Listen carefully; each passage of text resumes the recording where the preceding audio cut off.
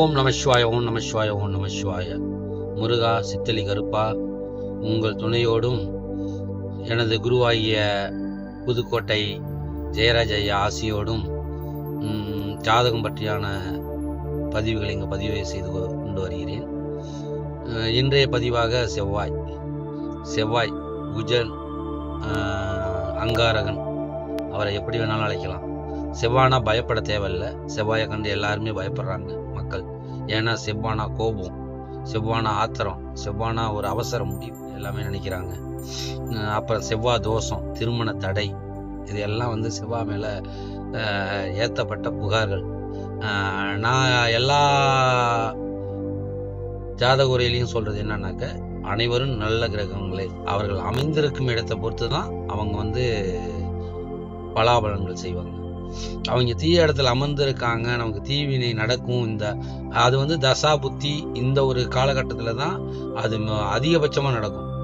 அந்த தசா புத்தி காலகட்டங்கள் வரும்போது விதியை மதியால வெல்லலாங்கிற மாதிரி அந்த நேரத்தில் ஆத்திரப்பட தேவையில்லை. அந்த நேரத்தில் முடிவை டக்குன்னு எடுக்க தேவையில்லை. நம்ம ஆன்மீக ரீதியாக அமைதிக்கான வழியை ஏற்படுத்திக்கணும். மனசை ஒருநிலைப்படுத்தி அமைதிப்படுத்தணும். இப்படி பண்ணீங்கன்னா செவ்வாய் உங்களை எதுவும் பண்ணாது. செவ்வாய் தோஷங்கிறாங்க. செவ்வாய் தோஷம் லக்னத்தில் இருந்தாலோ, 2ல் இருந்தாலோ, 4ல் இருந்தாலோ, 8ல் இருந்தாலோ, 12ல் இருந்தாலோ செவ்வாய் தோஷங்கிறாங்க.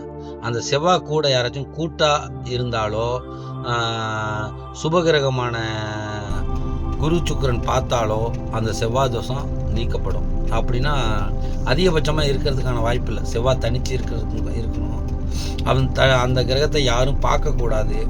அப்படிங்கும்போது செவ்வாயை தனிச்சு யாரும் பார்க்காமலாம் இருக்க மாட்டாங்க. அதனால் செவ்வாய் தோஷம் இருக்கிறது ரொம்ப ரொம்ப கஷ்டம்.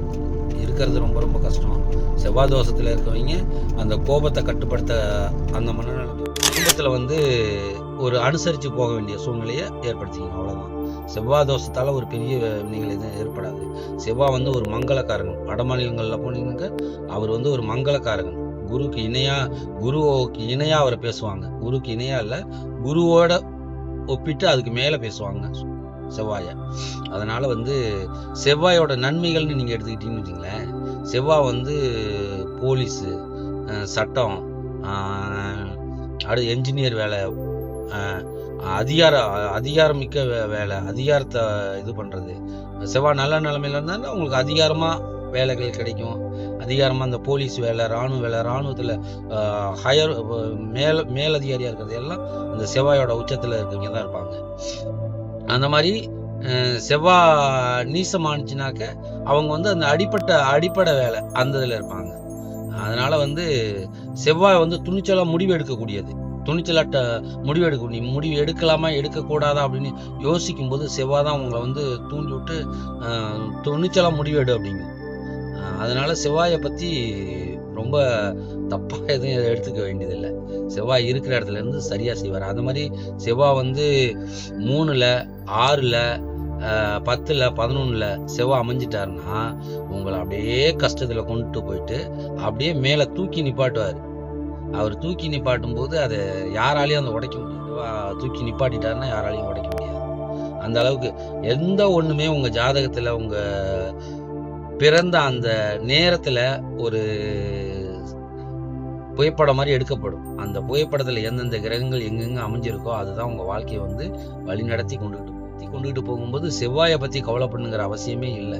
செவ்வாய் உங்களுக்கு சரியான ஒரு இதுல இல்லைனாக்கா கோபப்படுத்துவாரு, கோபத்தை அதிகப்படுத்துவாரு, சண்டை சச்சரவுக்கு போக வைப்பாரு, முடிவை திடீர்னு எடுக்க வைப்பாரு, முடிவா சரியில்லாத முடிவா கொண்டு போய் விடுவாரு.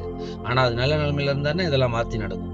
இப்ப சரியில்லை அப்படிங்கிற பட்சத்துல நீங்க மன தியானத்துக்கு அதிகமா தியானம் பண்ணுங்க.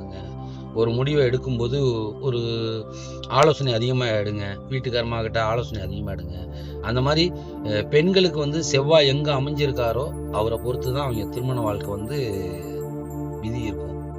செவ்வாய் சரியான செவ்வாய் சுக்கிரன் அமைவு தான் ஒரு குடும்பத்துக்கான தாம்பத்தியத்திலிருந்து அனைத்துக்கும் செவ்வாய் சுக்கிரனோட முடிவு தான். பெண்களுக்கு செவ்வாய் ஒரு நல்ல இடத்துல இருக்கணும், ஆண்களுக்கு சுக்கிரன் ஒரு நல்ல இடத்துல இருக்கணும். அப்படி இருக்கும் பட்சத்தில் அவங்களோட தாம்பத்திய உறவோ குடும்ப உறவோ எல்லாமே சரியா இருக்கும். அவங்க இருந்துட்டாங்கனாக்கா ரொம்ப கஷ்டம். தாறுமாறாக இருந்துட்டாங்கன்னா ரொம்ப கஷ்டம். அதை வந்து அவங்க ஜாதகத்தை பார்த்து தான் அதை செய்ய பார்க்க வைக்கும். யார் பாதகாதிபதியா, அட்டமாதிபதியா, மாடகாதிபதியா, இதெல்லாம் பார்க்கணும். அவர் எங்கே இருக்கார் அப்படிங்கிறதெல்லாம் பார்க்கணும். அதனால் உங்கள் ஜாதகத்தை பார்க்காமையே வெறுமனையே இந்த வலையொலியில் சொல்கிறாங்க செவ்வாய் இங்கே இருந்தால் இப்படி இங்கே இருந்தால் இப்படின்னு, அப்படிங்கிற ஒரு பட்சத்துக்கு போக வேணாம். ஏன்னா உங்கள் ஜாதகத்தில் எப்படி இருக்காருன்னு நீங்கள் அதை சரியாக வந்து ஜாதகத்தை கொடுத்து, நல்ல ஒரு ஜாதகத்தை கொடுத்து கணிச்சிக்கிட்டு அவர் தீயவராக உங்கள் இடத்துல தீய தான் கொடுப்பார் அப்படின்னாக்க நீங்கள் வந்து அதுக்கு என்ன பண்ணணுன்னாக்க, நீங்கள் தியானம், இந்த ஆன்மீ தியானத்தை ஒரு முடிவு எடுக்கும்போது பல தடவை ஆலோசிங்க. அந்த மாதிரி பண்ணிங்கனாக்கா உங்களுக்கு வந்து கோபத்தை கட்டுப்படுத்த முதல்ல வழியை தெரிஞ்சுக்குங்க. ஆனால் நல்ல இடத்துல இருந்தாருன்னா நீங்கள் கோவப்படுறீங்கன்னா கோவப்படுறதுனால பல வேலைகள் உங்களுக்கு நடக்கும். அதுவே டக்குன்னு முடிவு எடுக்கிறீங்கன்னா நீங்கள் எடுக்கிற முடிவெல்லாம் சரியாக இருக்கும். அவர் நல்ல இடத்துல இருக்கிறதும் கெட்ட இடத்துல இருக்கிறதும் அதுதான் வித்தியாசம். மகிழ்ச்சி. இன்னும் காணொளிகள் வந்து பதிவிறக்கம் பண்ணுவோம். நமக்கு தெரிஞ்சதையெல்லாம் இந்த உலகத்துக்கு தெரியப்படுத்துவோம். ஓம் நமச்சிவாய. குருவே வணக்கம்.